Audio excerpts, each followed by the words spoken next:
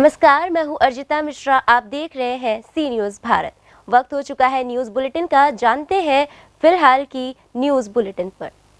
विकास की ओर अग्रसर बरेली जैसे महानगर में आए दिन लगने वाले जाम से निजात पाने के लिए यातायात पुलिस जिस तरह समय समय पर जनता को जैसे दिशा निर्देश देती है, वही अब इस जाम से निजात दिलाने के लिए एडीजी अविनाश चंद्र ने सड़क पर उतरकर जाम के झाम से मुक्ति दिलाने के लिए अपनी कमर कस ली है और शहर के मुख्य चौराहों पर पहुंचकर स्थिति का जायजा लिया और कड़े निर्देश दिए। शहर में बन रहे निर्माणाधीन पुलों को लेकर निरीक्षण करते एडीजी अविनाश चंद्र, डीआईजी राजेश पांडे और नवागत एसएसपी रोहित सिंह सजवान उपस्थित रहे।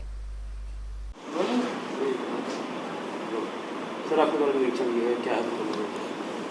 बरेली का जो शहर है इसमें दो प्रमुख चौराहे, चौपला चौराहा और जो लाल फाटक का एरिया है, यहाँ पर ओवरब्रिज का निर्माण हो रहा है, जिसकी वजह से यातायात बाधित रहता है।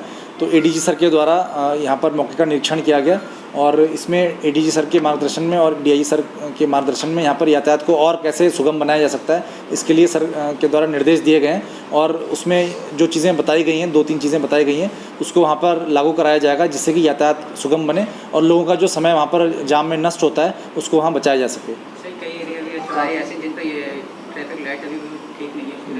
नहीं, वो सब हम देखेंगे, लेकिन आज का जो प्रमुख जो फोकस था वो इन दोनों चौराहों पे, इसलिए लाल फाटक में जहाँ ओवरब्रिज बन रहा है वहाँ पे दिक्कत आती है और चौपला चौराहे पे भी दिक्कत है, तो उसको हमें और स्मूथ बनाने के लिए ये सब सर के द्वारा निर्देश दिए गए हैं। बरेली से कैमरा पर्सन श्रीराम शर्मा के साथ विनय सिंह चौहान की रिपोर्ट। बरेली के शीशगढ़ थाना क्षेत्र के गांव नरसुआ में उस वक्त हड़कंप मच गया जब एक शख्स का शव खेत पर पड़ा मिला। बताया जा रहा है कि मृतक 55 वर्षीय पातीराम का अपने सौतेले भाइयों के साथ खेत की मेड़ का विवाद चल रहा था। मृतक के परिजनों के मुताबिक पातीराम शुक्रवार सुबह 6 बजे खेत पर गया था, तभी उसके सौतेले भाई ने उसको बुरी तरह मारा पीटा। परिवार वालों का आरोप है कि पातीराम की मौत उसके सौतेले भाइयों के पीटने के चलते हुई है। मौके पर पहुंची पुलिस ने मृतक पातीराम का शव कब्जे में लेकर पोस्टमार्टम के लिए भेज दिया है और पूरे मामले की गहराई से जांच पड़ताल में जुटी है। साथ ही पुलिस का कहना है कि मृतक की पोस्टमार्टम रिपोर्ट आने के बाद मौत की सही वजह बताई जा सकती है। फिलहाल मृतक के शरीर पर चोट के निशान नहीं है। ये हुआ जो बंजरिया चौकी थाना से अंतर्गत है। ये आपसी एक भाई लोग थे, पिता के एक लड़के थे और एक दूसरे के 4-5 लड़के लोग, और इनका मेढ़ का विवाद था आपस में। उसी विवाद में ये 6 बजे घर से निकले हैं, आए हैं अपने खेत पर बताने के हिसाब से, और ये लोग गुम्मा से लड़ाई झगड़ा हुई है। गुम की चोट लगी है जिससे इनकी मृत्यु हो गई है। अब ये तो बता रहे हैं कि गुम्मा जैसे गुम्मा होता है लाठी या से मारने से हुई है, लेकिन अभी पोस्टमार्टम के बाद ही होगा कि मृत्यु का कारण क्या है, क्योंकि शरीर पर किसी भी प्रकार कोई चोट नहीं दिखाई दे रहा है।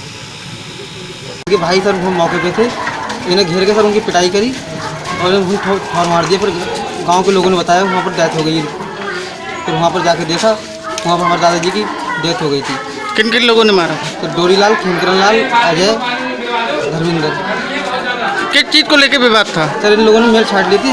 हमारे दादाजी गए थे घूमने के लिए 4 लोगों को दिखाने के लिए, इन लोगों ने फिर इन्हें मारने के लिए डट गए सर। बरेली से सीनियर संवाददाता अब्दुल वाजिद की रिपोर्ट। देवी पाटन मंडल के मुख्यालय गोंडा में डीआईजी देवी पाटन रेंज के दिशा निर्देशन में 3 दिवसीय साइबर क्राइम कार्यशाला का आयोजन किया। डीआईजी राकेश सिंह ने फीता काटकर इस कार्यशाला का उद्घाटन किया। इस कार्यशाला में सम्मिलित सभी विवेचकों को साइबर अपराध से संबंधित विवेचनाओं में आने वाली समस्याओं पर चर्चा कर आवश्यक जानकारी दी। वहीं डीआईजी द्वारा साइबर क्राइम में एविडेंस इकट्ठा करने की सावधानियां और तरीकों पर विशेष ध्यान देने पर जोर दिया। गोंडा से सीनियर संवाददाता कल्पराम त्रिपाठी की रिपोर्ट। आज नगर परिषद ग्राउंड में प्रधानमंत्री फसल बीमा राशि वितरण लाइव प्रसारण कार्यक्रम का आयोजन किया गया, जिसमें मुख्य अतिथि नगरीय प्रशासन मंत्री भूपेंद्र सिंह व पीएचई मंत्री बृजेंद्र सिंह यादव मौजूद रहे, जिसमें नगरीय प्रशासन मंत्री भूपेंद्र सिंह दांगी ने जनसभा को संबोधित करते हुए बताया कि आज मुंगावली के किसान भाइयों के खाते में प्रधानमंत्री फसल बीमा योजना के तहत 11 करोड़ 70 लाख की राशि मुख्यमंत्री शिवराज सिंह चौहान द्वारा सिंगल क्लिक के माध्यम से ट्रांसफर की गई है। एवं नगर परिषद मुंगावली को 500 नए आवास योजना के तहत स्वीकृत किए गए हैं तथा जिनके नामांतरण नहीं हुए हैं उनके 3 दिन के अंदर नामांतरण करने तहसीलदार को निर्देश दिए।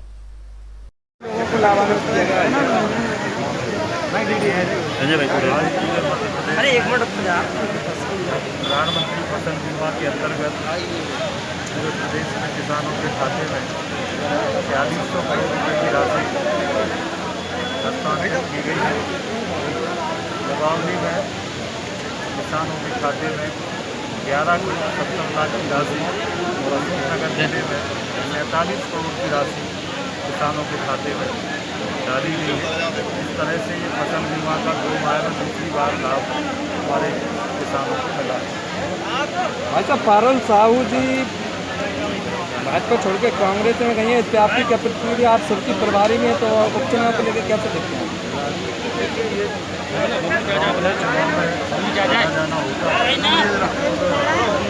गई है, पर इससे भारतीय जनता पार्टी को फर्क नहीं है।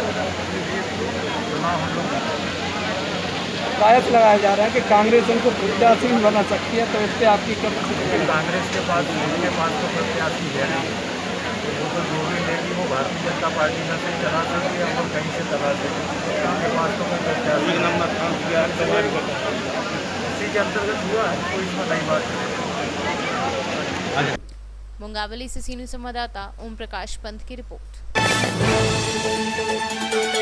उत्तर प्रदेश सरकार और जिला प्रशासन की तमाम शिकायतों के बावजूद मनरेगा योजना का प्रवासी श्रमिकों को लाभ नहीं मिल रहा है। ग्राम पंचायतों में पंचायत भवन के निर्माण हो या नाली खड़ंजा, जेसीबी से विकास कार्य कराए जा रहे हैं। प्रवासी मजदूर 2 जून की रोटी के लिए दर-दर की ठोकरें खा रहे हैं।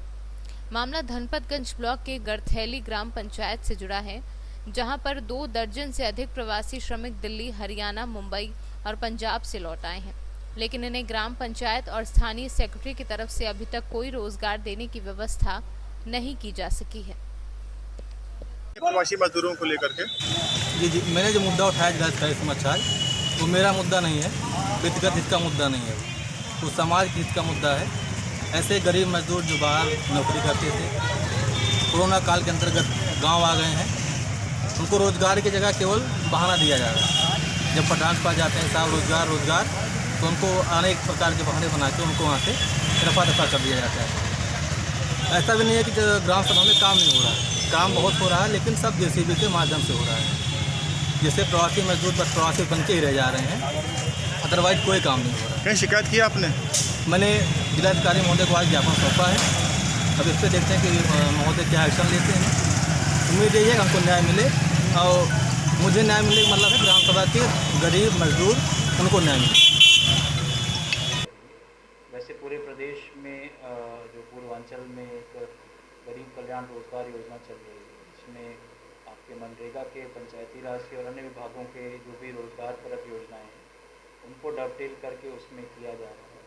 और दूसरा एक सेवायोजन का भी अपनी कार्रवाई चल रही है सेवायोजन विभाग की, जिनको लॉन्ग टर्म एम्प्लॉयमेंट चाहिए अपनी स्किल के हिसाब से, उस पर भी पंजीकरण का कार्य पूरे प्रदेश में चल रहा है। तो आज जब इसकी बैठक होगी तो हम उस बात को रिव्यू करेंगे। हमें आपकी ग्राम पंचायत में क्या काम हुआ है? प्रवासी मजदूरों को रोज़गार दिया गया है, जो है उनका जॉब कार्ड बनाया गया है और उनको रोज़गार दिया गया है। ग्रामीणों का आरोप है कि आपने किसी काम में खाली जो है सिर्फ जेसीबी से काम कराया है। जेसीबी से कोई काम नहीं किया जाता है, जो है मजदूरों को लगा के हमारे पास सारे कामों फोटो और सारा कुछ उपलब्ध है। कोई भी ऐसा नहीं है कार्य नहीं गए। कहीं अगर कोई इसे टाली की मिट्टी की आवश्यकता हुई तो उसके लिए टाली से मिट्टी गिरवाई गई है। ऐसा कहीं कोई मशीन से कार्य नहीं कराया जाता। लगभग कितने प्रवासी मजदूरों को रोजगार दिया गया है? लगभग 75 से 80 मजदूरों को, प्रवासी मजदूरों को रोजगार दिया गया है। नाले की सफाई को लेकर क्या प्रगति है आपके यहाँ? नाले की सफाई कार्य कराया गया है, जो है मजदूरों द्वारा कार्य किया गया है। नाले में आप इसकी फ़ोटो वगैरह सारी हमारे पास मौजूद हैं। लेकिन आरोप ग्रामीणों का यही है कि अपने आदमियों को नाम चढ़ा लिए हैं और किसी को रोजगार नहीं है। कम से कम 10 से 15 लोगों से हम लोग कल बातचीत हुई। वो 10 से 15 लोग हर ग्राम पंचायत में ऐसे कुछ लोग रहते हैं, जो है जो विपक्ष में रहते हैं। वो विपक्ष के हमारे हैं, पिछली बार हमारे साथ चुनाव लड़ चुके हैं, आधे से लगभग कम ज़्यादा वोटों से हार चुके हैं चुनाव। इसी जिसके चलते उनकी हमारी पटीदारी के हमारे हैं, हमारे उनकी आपसी रंजिश है। उनकी भी एक कमी है जो है, वो गाटा संख्या 55 पे जो है एक कमरे का निर्माण कर लिया है उनके द्वारा, उसका गिराने का भी आदेश हो गया है। अभी तक उन्होंने उसको खाली नहीं किया है। हमारी उनकी यही रंजिश है जो कोई भी वहाँ तालाब अभी नहीं बना हुआ है, न बन रहा है।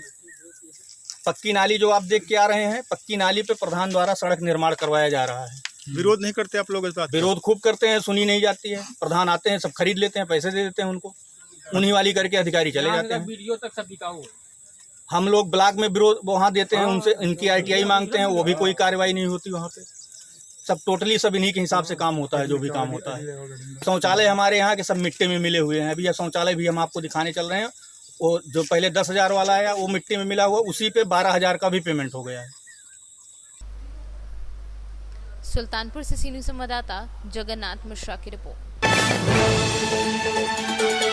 नगर लिधौरा में प्रधानमंत्री आवास योजना में पात्र हितग्राही को आपात कर दिया गया है, जिसके संबंध में तहसीलदार को ज्ञापन सौंपा जा रहा है। गरीबों का हक छीना गया और अधिकारियों द्वारा नगर पंचायत CMO और पटवारियों द्वारा एक हितग्राही से 20,000 रुपये की मांग की गई। जिसने पैसे दिए हैं उन्हें पात्र कर दिया गया है और जिसने पैसे नहीं दिए हैं उन्हें आपात कर दिया गया है। वहीं भ्रष्ट अधिकारियों पर सख्त कार्यवाही करने की मांग की है। टीकमगढ़ से सीनियर संवाददाता राममिलन सिंह की रिपोर्ट।